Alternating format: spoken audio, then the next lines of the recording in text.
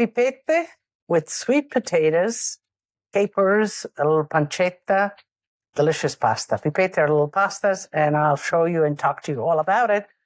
But this is a unique recipe, sweet potatoes. Sweet potatoes are not an Italian product. They don't use them a lot. So I get my American a little bit into the Italian flavor. Let's begin with the sauce. Pancetta, pancia is the belly of the hog, but the Italians kind of wrap the whole thing and then slice it. I'm going to render this, but I kind of like to have, you could kind of chop it very fine, but I kind of like lardoons, so it gives a little bit of texture to the sauce itself.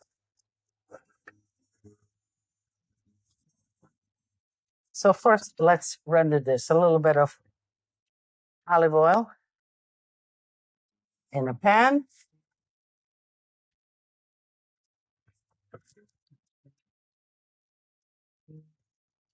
Let's cut the sweet potato, and you cut it in chunks.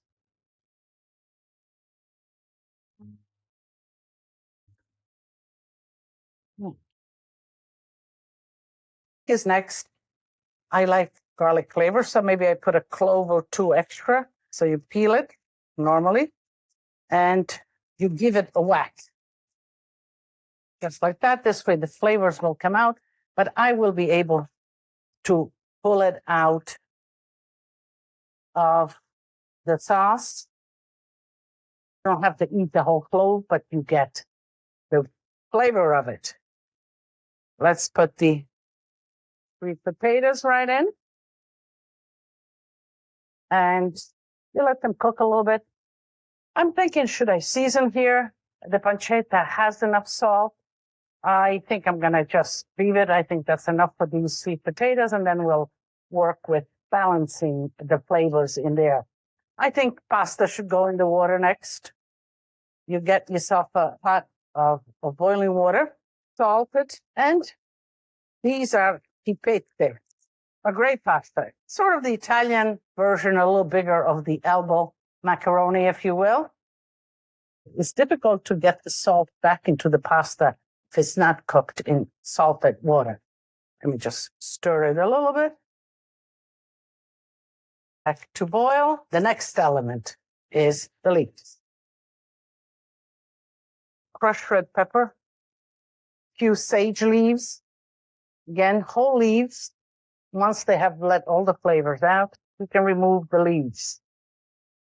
So this is all getting nice and crispy. Really great. Sometimes some of you say, "Oh, Lidia, you always look so neat." Not true. I get splattered too. Get the pasta water. So how much water do you need? In this case, I need the sweet potatoes to really cook down. It require a little bit more of the water. Whenever you're doing pasta, you're making the sauce. Pasta water is your savior. Use it all the time. So let me mix it a little bit. Delicious capers. Capers kind of add that zest to everything. And they go in the last minute. They have an acidity. They have a nuttiness to it. It's great. Okay, so this is good. Let's go fish out the pasta. Right, the pipette, right. And you can drain it. Always save a little bit of water, pasta water. You can always use it to finish your pasta. Okay, fished everything out. The aroma is really great. Really, really good. A little bit of olive oil at the end. I kind of love that last minute addition where you really get the flavor of the olive oil. I think we're at a good point. I'm going to shut the fire, and this is where I add the cheese. You don't want to cook the cheese. You just want it kind of to incorporate it in. Grated cheese. A little bit of parsley just to give it that kind of vibrancy. A nice bowl, a big bowl. This is for a family. As you're dishing out, fish out the garlic, the sage leaves, whatever you want to fish out or leave in. Everything is delicious. This looks pretty darn good.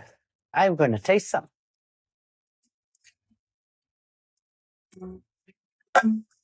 Ah, do I want a little more cheese, a little more formaggio? Yes.